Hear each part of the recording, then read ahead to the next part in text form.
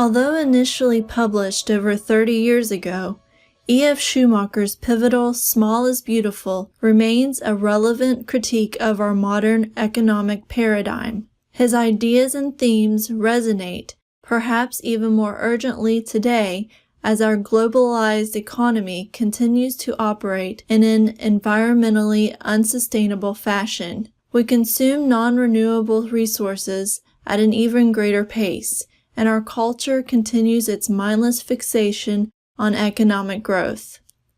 Schumacher offers a panacea to this destruction, calling for a shift from the modern economic system toward what he calls Buddhist economics. We'd like to share some of the key themes from the book with you, taking a look at his perspectives on the way things are and proposed alternative solutions. Throughout our presentation, we'll also share a poem on hope, written by the philosopher, farmer, activist Wendell Berry, who is deeply inspired by E.F. Schumacher's ideas and captured much of the essence of the book.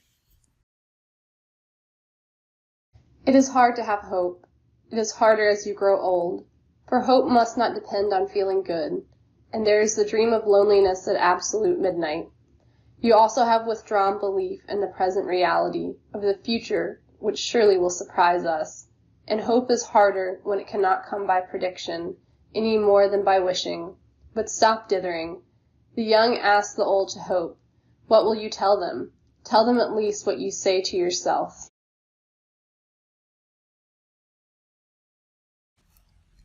To begin with, E.F. Schumacher introduces economics as the obsession of modern societies.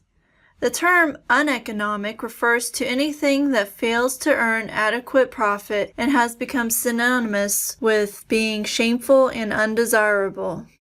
This focus on maximizing profits above all else is at the heart of what Schumacher calls modern economics. In addition to an exclusive focus on money above all else, modern economics is characterized by a lack of responsibility. This model is unconcerned with the environment, discourages interest in the social facts, and ignores the unspoken toll that lies behind the mass production of goods.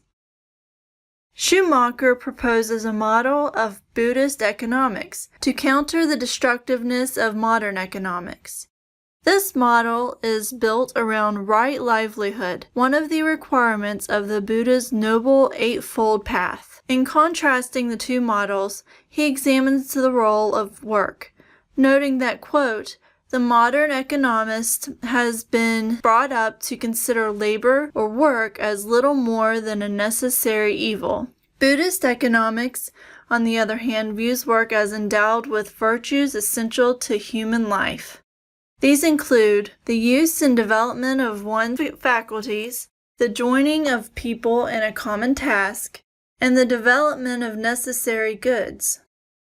Instead of defining wealth as the maximum possible consumption, Buddhist economics shifts toward a model where consumption is minimized. Liberation from attachment to wealth and material desires allows people to, quote, obtain the maximum of well-being with the minimum of consumption.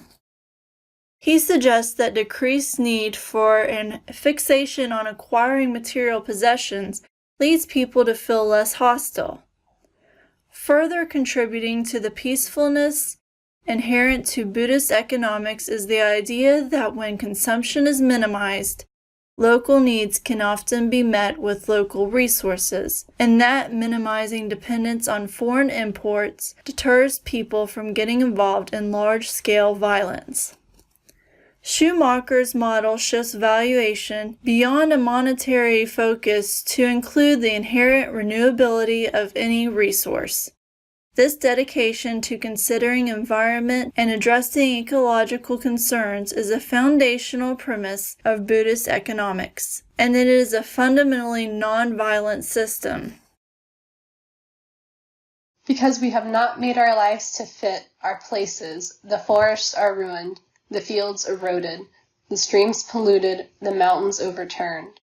Hope, then, to belong to your place by your own knowledge of what it is that no other place is, and by your caring for it as you care for no other place, this place that you belong to, though it is not yours, for it was from the beginning and will be to the end.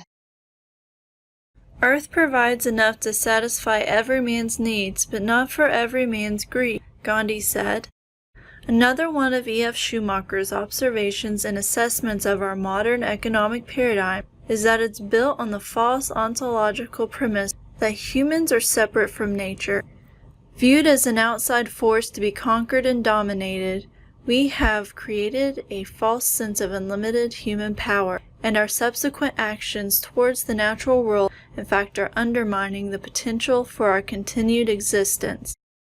He suggests that the actions that drive our global economic activity are destroying the natural world that sustains life and using up nature's tolerance margins.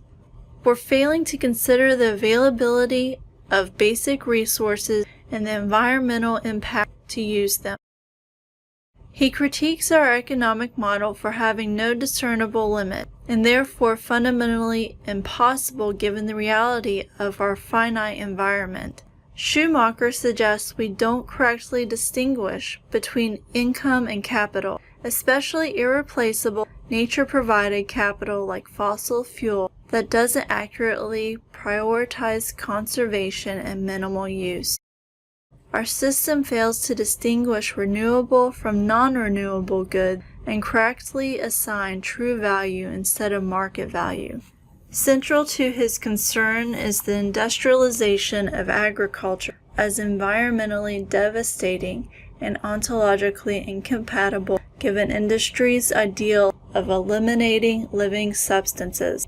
He believes we have come to accept a false dichotomy of poison or hunger and undermine life with chemical application. All of this activity abandons traditional teaching and ignores the value of the generous earth. Thankfully, Schumacher offers a variety of guiding principles and practices towards a more hopeful future. Firstly, that we create lifestyles designed for permanence. In doing so, we ought engage with land as a priceless asset and our greatest material resource, with sustainable land management practices. In agriculture, we must move to regenerative, biologically enriching, sustainable production methods. Overarchingly, we should reorient our economic system and processes to allow humans to connect with nature, to cultivate the things we need to survive. Economists ought to be required to study ecology and revere the natural world. We must shift the burden of proof onto those who wish to affect the environment and redirect scientific research towards conservation, nonviolence, cooperation with nature to create systems that are low energy, elegant, and economical within paradigm of environmental protection. Another key theme in the book is growth and the distinction between qualitative and quantitative assessment of economics. He points out that growth towards the accumulation of wealth is the singular goal of most business ventures, and that humans have become enslaved by an irrational desire for material possessions, ignoring the inherent limitations of our planet. This fixation on growth has become a destabilizing force to which Schumacher urges, for every activity there is a certain appropriate scale. He emphasizes a shift in entrepreneurial ideal from quantity to quality and declares that not all growth is good. If you are using up resources faster than you are able to replenish them, you are in it for the short run. The aim of people should be to maximize their well-being while minimizing their consumption. Evidence of this is all around us. We need only to look to our landfills to find mass-produced, short-used goods that brought us fleeting satisfaction to the benefit of corporate interests and environmental pollution.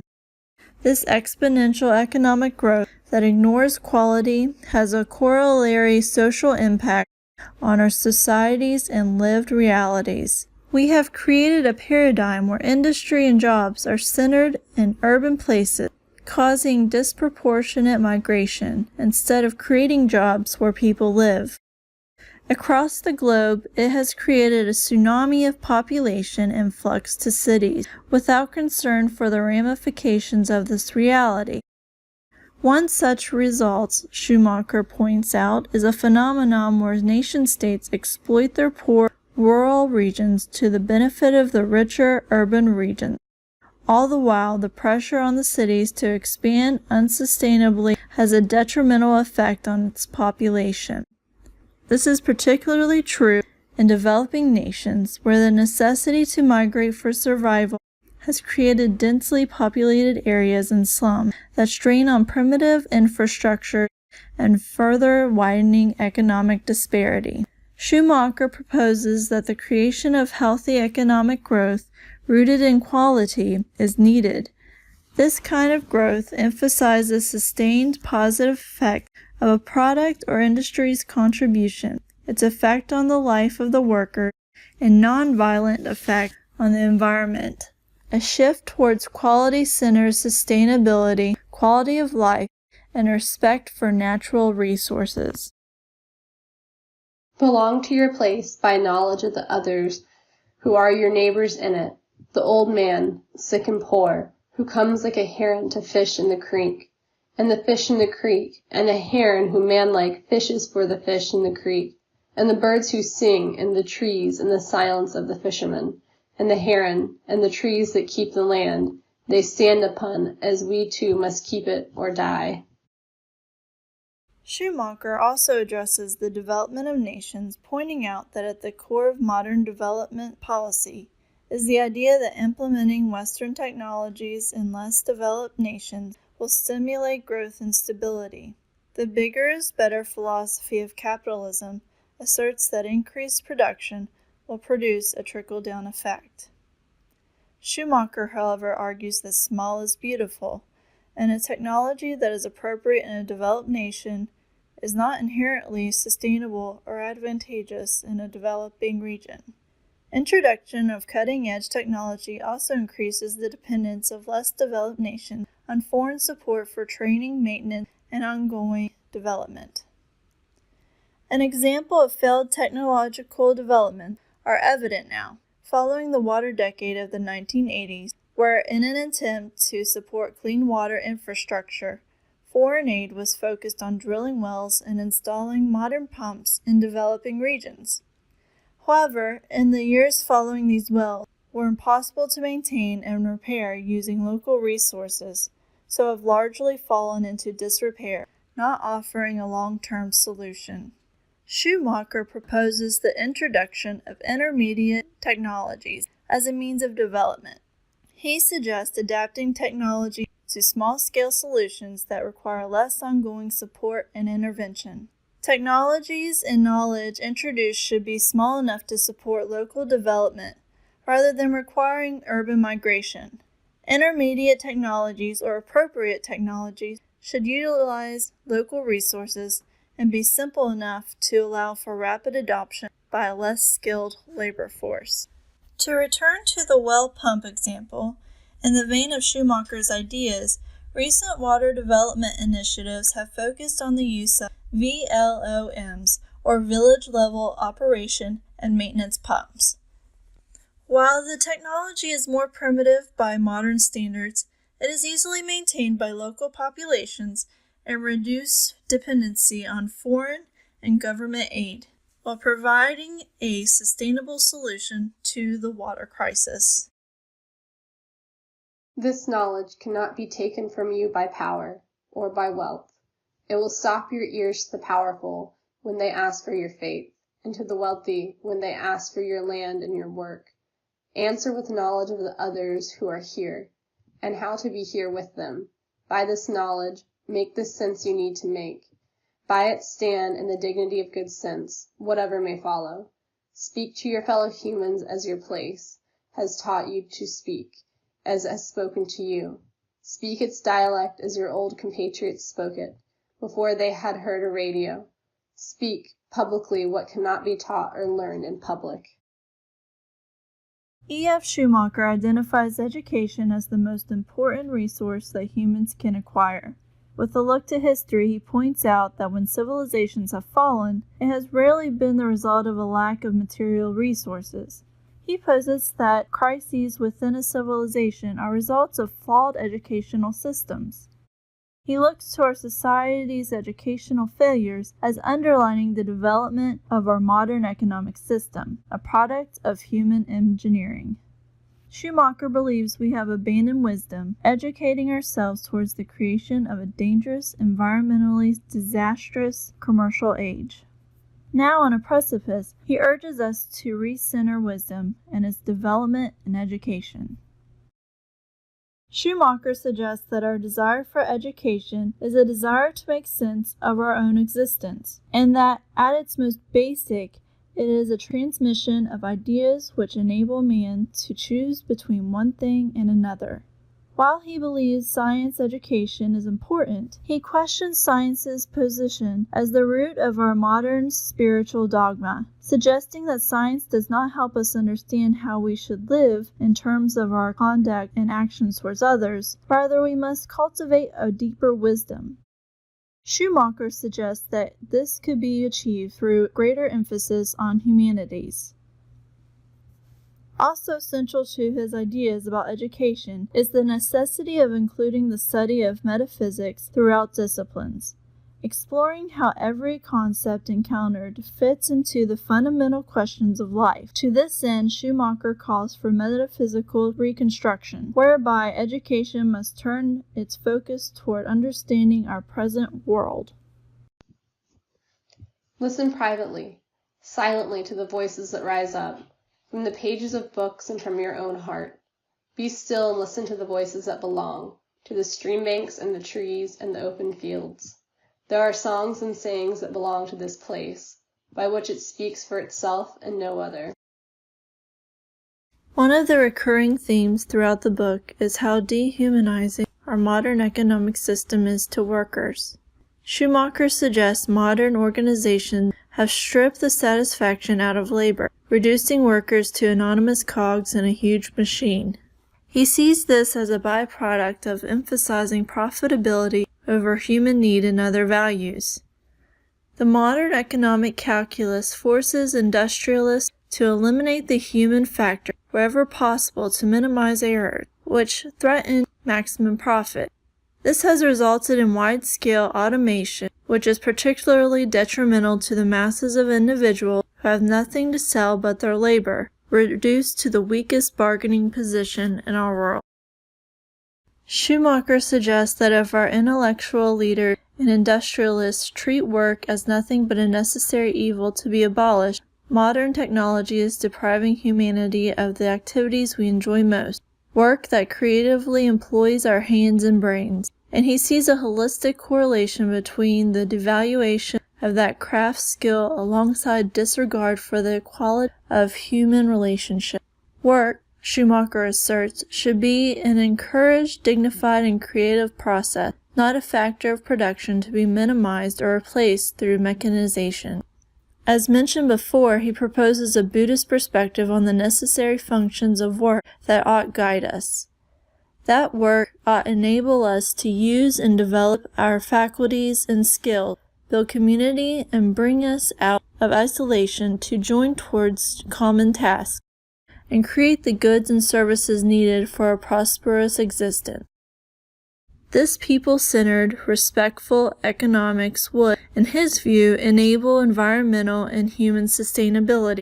Reorienting labor would also dovetail with many of the other themes in the book. By orienting towards local empowerment, appropriate technology, reverence for the natural world, and beyond, industry would remain more connected and accountable to the creation of health, beauty, and permanence. In this vein of how industry is organized, Schumacher suggests nobody really likes large-scale organization. Nobody likes to take orders from a superior who takes orders from a superior who takes orders. Even if the rules devised by bureaucracy are outstandingly humane, nobody likes to be ruled by rules. This is to say, by people whose answer to every complaint is, "I did not make the rules, I am merely applying them." Schumacher assesses modern organizational structures and the elevation of private ownership as problematic. His concerns ring true today, as may question the need for and impact of large-scale organizations and institutions of profit above all else. Schumacher suggests organizations ought endeavor to maintain smallness. He emphasizes the necessity of dynamic organizations with sufficient organizational orderliness, hand in hand with enough fluidity for creative freedom. In his perspective, large-scale organizations tend towards a natural bias of favoring orderliness to a static, lifeless point, ignoring the necessity of creative freedom. Healthy organizations would have both. Take, for example, the dynamic between entrepreneurs and administrator. The administrator, favoring order, is concerned with rules, policies, and procedures to enable success. All the while, the entrepreneur requires freedom to create and innovate. Schumacher proposes 5 principles for large-scale organizations, which include the principle of subsidiarity, where the higher level must not absorb the functions of the lower one, based in the assumption that it will automatically be wiser and fulfill them more efficiently. The principle of vindication, which permits a single criterion for accountability in a commercial organization, mostly profitable.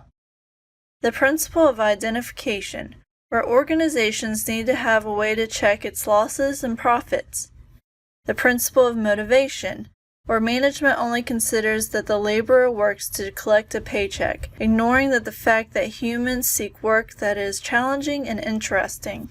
The principle of the middle axiom, when leadership must involve those most directly connected to the job and practice to inform necessary structure and direction. Relevant to the topic of ownership, Schumacher also discusses socialism and his perspectives on private ownership to assert the following.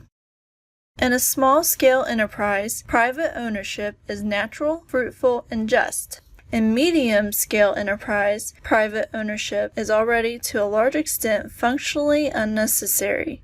The idea of property becomes strained, unfruitful, and unjust. In large-scale enterprise, private ownership is a fiction for the purpose of enabling functionless owners to live parasitically on the labor of others. It is not only unjust, but also an irrational element distorting all relationships within the enterprise. That said, he suggests there is not a singular formula for resolution.